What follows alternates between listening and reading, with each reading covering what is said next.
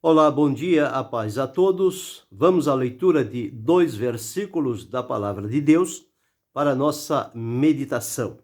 Encontramos na primeira epístola do apóstolo Pedro, no capítulo 2, os versículos 9 e 10. Assim está escrito: Mas vós sois a geração eleita, o sacerdócio real, a nação santa, o povo adquirido, para que anuncieis as virtudes daquele que vos chamou das trevas para a sua maravilhosa luz. Vós que, em outro tempo, não éreis povo, mas agora sois povo de Deus, que não tinhais alcançado misericórdia, mas agora alcançastes misericórdia.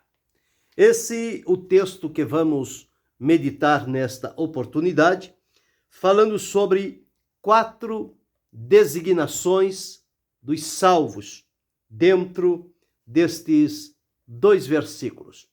Nós estamos lendo na epístola do apóstolo Pedro, que escreveu para os irmãos da dispersão, os que foram dispersos, e em várias localidades, Deus despertou no coração de Pedro este cuidado com relação a estes irmãos, para que eles mantivessem-se edificados e alimentados com a palavra de Deus, trazendo a lembrança deles o cuidado de Deus para com cada um e a maneira pela qual eles chegaram a servir ao Senhor. Então, nós observamos nesta epístola Pedro trazendo vários assuntos necessários para aquele povo, embora que pudesse em algum momento atravessar provações, dificuldades, perseguições e ameaças. Porém, nenhuma destas situações deveria ter a força de desencorajá-los, de enfraquecê-los e de fazer voltarem atrás. Portanto, a palavra de Deus veio a eles no sentido de encorajá-los, animá-los e dizer a eles que não é viável retornar, mas é de grande valia permanecer firmados em Deus, servindo com alegria, com gratidão, com fé, com esperança, porque o dia da revelação do Senhor Jesus se aproxima e, portanto, nós precisamos permanecer firmados na fé, sabendo que a manifestação do amor de Deus, aliado à sua graça e misericórdia, foi quem trabalhou em nosso coração, aplicando em nós o sacrifício válido e aprovado de Jesus, para que fôssemos então libertos de uma vida ao redil, de uma vida estranha, de uma vida longe, separada da presença de Deus. Mas mediante esta manifestação de Deus, nós fomos atraídos e levados a Jesus Cristo. Em chegando nele, ao ouvir da sua palavra, dos seus feitos, da sua obra, do sacrifício perfeito da sua vida, que Jesus entregou-se a Deus o Pai como preço de resgate, como a redenção para as nossas almas, nós agora entendemos que este preço foi altíssimo. Deus o aceitou. Porém, ele oferece a nós esta grande e maravilhosa oportunidade de salvação de maneira gratuita. Nós não temos que pagar nada pela salvação que nos foi oferecida por Deus. Devemos tão somente crer no que diz a palavra do Senhor. E à medida em que o Evangelho de Jesus Cristo vai sendo anunciado e proclamado como realmente ele é, como aconteceu, não como nós queremos, não misturado, diluído, manipulado, corrompido, não. Mas o evangelho puro de Jesus, ele vai gerar fé no nosso coração. A palavra de Deus diz de sorte que a fé vem pelo ouvir e o ouvir a palavra de Deus. Quando a palavra de Deus está sendo proclamada e o tema central da palavra de Deus, que é o Senhor Jesus Cristo, está sendo colocado em evidência, está sendo uma prioridade naquela pregação, o Espírito Santo vem operar e trabalhar na vida do ser humano para convencê-lo, primeiro, do pecado, segundo, da justiça, terceiro, do juízo. Do pecado por quê? Porque não crê em mim, por conta da incredulidade. A incredulidade é que fecha a porta do coração humano para que ele mantenha-se estranho ao propósito e à vontade de Deus. Então, a incredulidade é o pecado gerador de outros pecados sequentes a ele, que vai levando a pessoa a se enganar e iludir, e isto vai enlaçando a vida da pessoa e ela fica presa, não sabe como sair daquela situação, dada a razão pela qual o Espírito Santo vem convencer do pecado de não crer em Jesus. Existem outros pecados? Existe uma variedade muito grande, mas todos eles originam-se na incredulidade, por não crerem no Senhor Jesus, o enviado de Deus para salvar e libertar a humanidade. O próprio Jesus disse: credes em Deus, crede também em mim. Jesus deixou claro, e João registrou no Evangelho, dizendo que Deus amou o mundo de tal maneira para que todo aquele que nele crê não pereça, mas tenha a vida eterna. Esta vida eterna está em Deus, mas a acessibilidade desta vida eterna à nossa vida, ela só se tornou possível mediante o sacrifício profundo, eterno de Jesus Cristo, o nosso Senhor. Ele ofereceu-se uma única vez para aperfeiçoar a todos os que são santificados pela fé em Jesus Cristo. Então nós observamos Pedro relatando sobre estes vários pontos, enfatizando a eles que eles foram gerados de novo, de que eles receberam de Deus a participação na herança que Deus o Pai tem reservado para aqueles a quem ele salvou, e que eles, para desfrutarem destas bênçãos, eles devem continuar em fé, ou seja, permanecer crendo. E quem desperta esta fé, como eu disse, é o Espírito Santo. Mas como é que se origina a fé? A fé vem pelo ouvir e ouvir a palavra de Deus. A palavra de Deus falando sobre Jesus vai gerar fé em nosso coração, porque o escritor aos Hebreus disse que Jesus é o autor e é o consumador da fé. A fé começa em Jesus e termina em Jesus. Então, esta fé pela qual nós fomos alcançados por Jesus é a mesma fé que vai nos manter de pé e firmes durante a nossa caminhada aqui na terra. E quando chegar o nosso fim aqui na terra, nós seremos levados à presença do Senhor para viver e desfrutar com Ele da herança que Ele preparou para cada um de nós. E que possamos, então, atravessar por este caminho, pela nossa vida aqui, enfrentando, como disse, provas, problemas e dificuldades, mas preservando a fé, mantendo-a num coração puro, e bom diante da presença do Senhor. Então ele fala sobre vários assuntos que as pessoas precisam ter o devido cuidado. Quem serve a Deus não vive aleatoriamente. Quem serve a Deus, ele está centrado na pessoa única e maravilhosa de Jesus Cristo, nosso Senhor, de onde ele segue o modelo deixado por Jesus. O próprio apóstolo Pedro disse que Jesus deixou-nos o exemplo para que sigamos as suas pisadas. Então Jesus é o nosso modelo, é o referencial e, portanto, o escritor aos Hebreus disse, olhando para Jesus.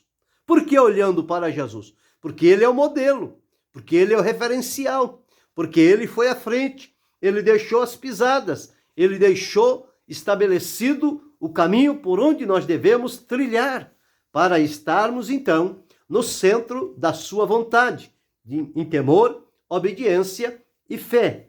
Então, nós encontramos, por isso, a necessidade dos nossos olhos estarem voltados para Jesus, porque nele nos fortalecemos e somos edificados. Isto gera crescimento, amadurecimento e nos dá o discernimento para saber fazer a escolha correta de acordo com o que Deus espera da vida de cada um de nós e não nos deixemos levar por uma diversidade de coisas que são do mundo, que o mundo oferece, mas ele reveste isto de uma capa de aparência desejável, mas no bojo dela está um veneno mortal, que aqueles que cederem o coração estarão corrompidos e fisgados para serem separados de Deus. Portanto, há da nossa parte a necessidade de termos este comprometimento e pedir a Deus graça, visão, discernimento e compreensão de como são as coisas de Deus e como devemos manter-nos neste caminho, sem olhar nem à direita nem à esquerda, mas atentar-nos para o que diz-nos a palavra de Deus. Ele fala sobre o novo nascimento. Por que foi preciso o novo nascimento? Porque aquele homem velho, nascido do pecado, já nasceu morto espiritualmente. Não tinha vida com Deus. Então, este novo nascimento é para gerar em nós a vida com Deus. Vida chamada espiritual, que Jesus designou-a como sendo vida abundante. É uma vida plena, frutífera e realizada. Isto só é possível a acontecer quando nós estamos plenamente ligados e identificados à pessoa maravilhosa do Senhor Jesus Cristo. Estando em Jesus, a nossa vida terá sentido, terá significado, trará resultados para que o nome do Senhor seja glorificado e nós seremos satisfeitos com a presença do Senhor em nossa vida. Ele prometeu, se nós o amarmos e guardarmos a sua palavra, ele vem a nós e habita em nosso coração, faz morada no nosso interior. Portanto, é esta a maneira como nós devemos seguir adiante, bendizendo e glorificando o nome do Senhor, sabendo que a palavra de Deus é a única que permanece para sempre.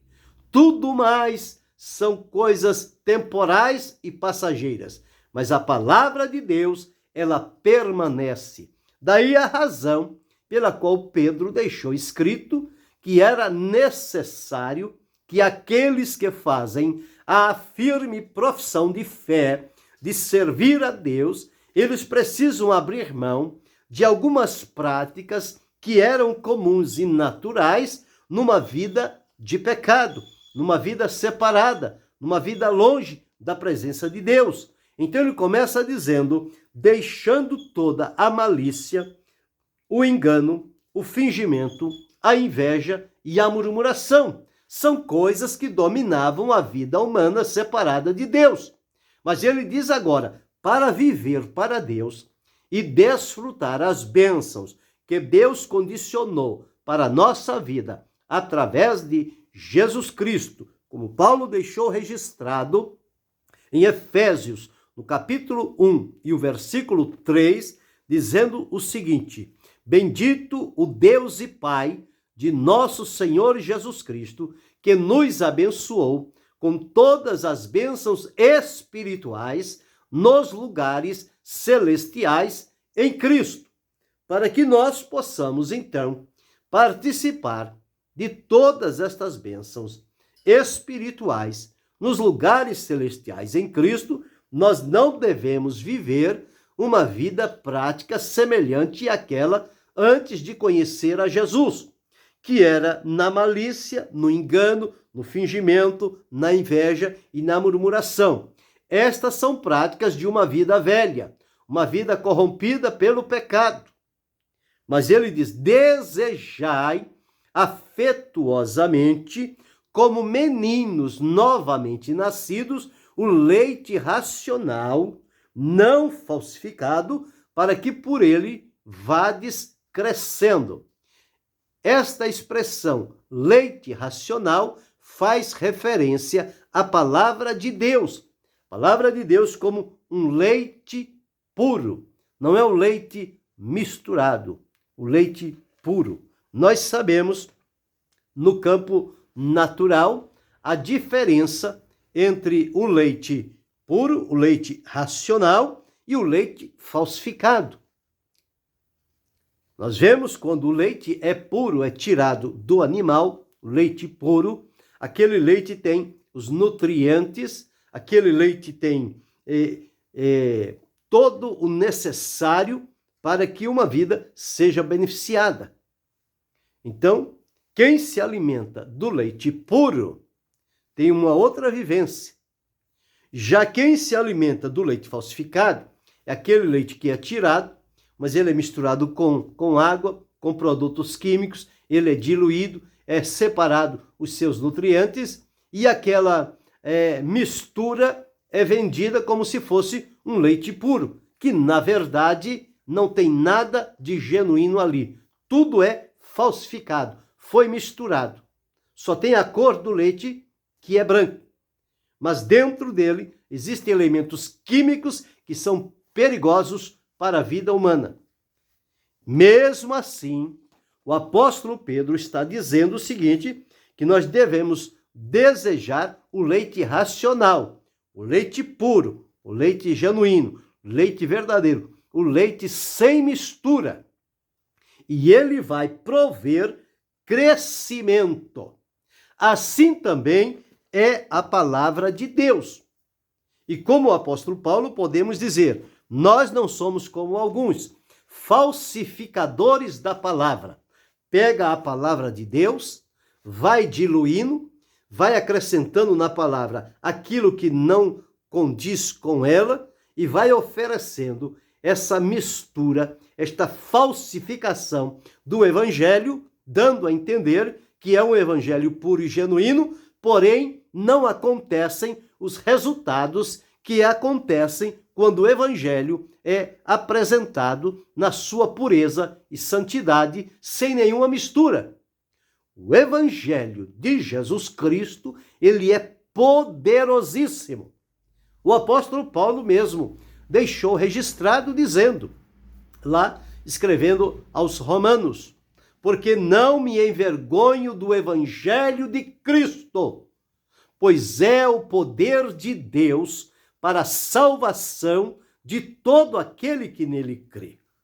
Então, quando nós observamos evangelho que é pregado por aí, mas não há conversão, não há arrependimento, não há salvação de almas, não há melhora na vida para com Deus, nós somos levados a entender que este evangelho, ele só tem aparência, mas ele está contaminado, diluído, falsificado, corrompido. Este evangelho precisa ser banido do meio do povo de Deus e é preciso voltar à prática de pregar, sim, o evangelho puro e verdadeiro de Jesus Cristo. Quando isto voltar a acontecer, os resultados voltarão a se fazerem presentes.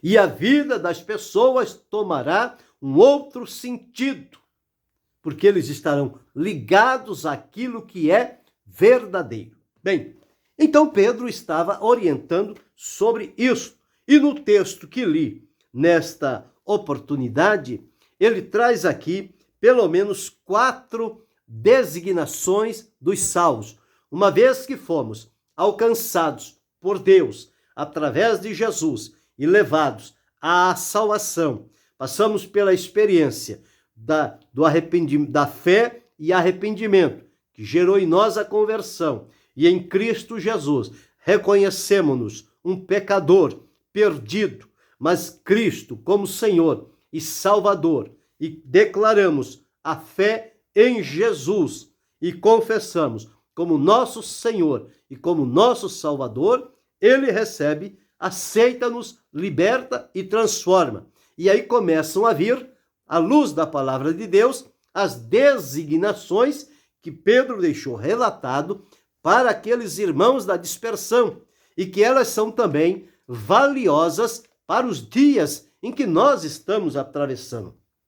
Nós precisamos ter a plena convicção do que somos em Cristo, o que Deus nos fez ser, porque tudo o que acontece não foram decisões partindo da nossa iniciativa, mas o próprio Deus tomou a iniciativa de, em Cristo Jesus, nos buscar, trazer, libertar e dar-nos as designações necessárias. Então, observe o que ele começa dizendo aqui no versículo 9, que ele diz: mas vós quem? Os irmãos, os cristãos, os que abraçaram a salvação pela fé em Jesus Cristo, sois a geração eleita.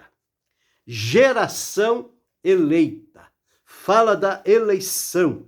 Palavra de Deus em Efésios, no capítulo 1 e no versículo 4, está escrito assim: como também nos elegeu nele. Deus nos elegeu em Cristo. Quando?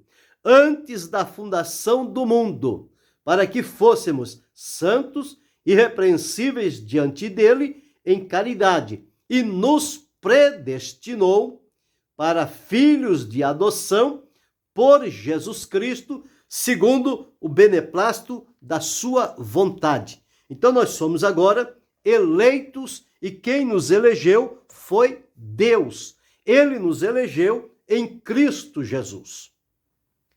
Então nós temos a plena convicção agora de que o Senhor nos elegeu. Então a primeira designação do salvo em Cristo é que ele é uma geração eleita. E quem o elegeu foi Deus. Eleger, quer dizer, a escolha. Deus fez a escolha para a nossa salvação.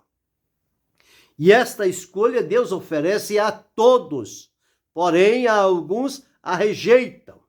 Quando nós observamos esta condição de ser eleito, de ser escolhido, nós vemos entre os homens as eleições que são feitas. Elas são vendidas, elas são corrompidas, elas são manipuladas. Mas a eleição feita por Deus, ela não sofre estas variações e estas contaminações que são próprias do ser humano perdido e corrompido. Mas o Deus puro, justo e verdadeiro, foi ele quem nos elegeu. Então somos agora chamados, à luz da Bíblia, geração eleita. Esta é a primeira designação. Saiba que você foi escolhido por Deus para vir a Cristo e receber dele a salvação que o próprio Deus preparou. Porque Deus, quando criou, o homem o criou para a sua glória. Não o criou para a perdição, não o criou para a condenação, mas criou para servir e glorificar a Deus e desfrutar a bondade e a misericórdia do Senhor. Ao perder-se no caminho, Deus, então, já antes da fundação do mundo, porque Deus, ele tem a presciência, ele conhece o fim antes do começo, então Deus já tinha estabelecido a escolha que faria para os salvos em Cristo Jesus. Então, a primeira designação é que sois a geração eleita. A segunda designação é o sacerdócio real. Sacerdote é aquele que vive para interceder. Sacerdócio real, porque nós pertencemos ao Rei dos Reis, ao Rei universal, ao nosso poderoso, soberano e santo Deus. Ele é Rei e nós, como servos dele, exercemos o sacerdócio real diante da realeza. E aqui traz-nos sobre o sacerdócio universal dos crentes.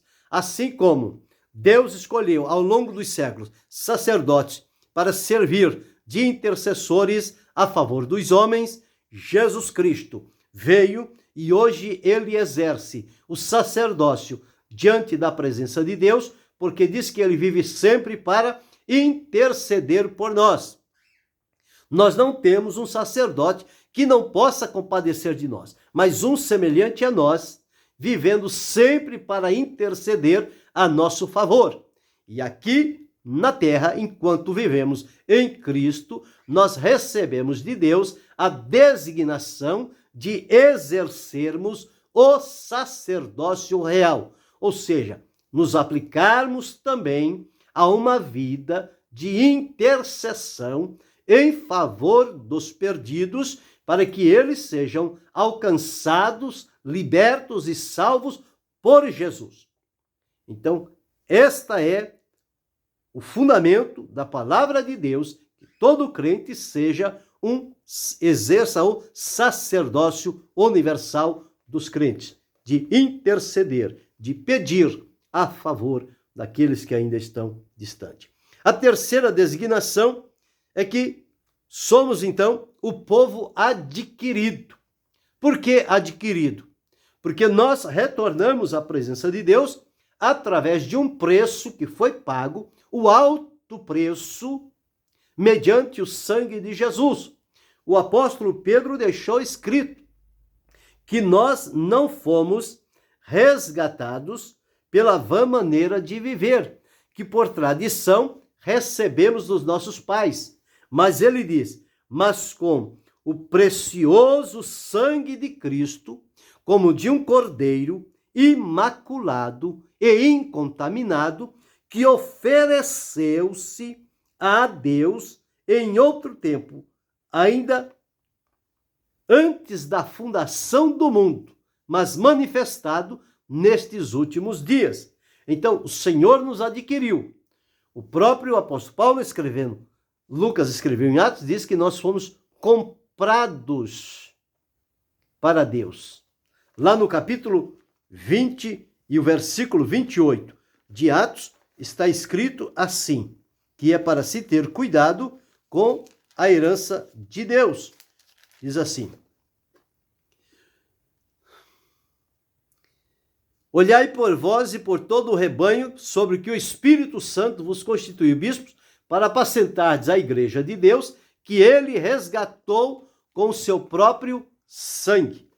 O Senhor Jesus, através do seu sangue, do seu sacrifício, comprou-nos para Deus, levou-nos de volta e passamos a ser, então, o povo adquirido de Deus, adquirido por preço, porque fostes comprados por bom preço. Glorificai, pois, a Deus no vosso corpo e no vosso espírito, os quais pertencem a Deus.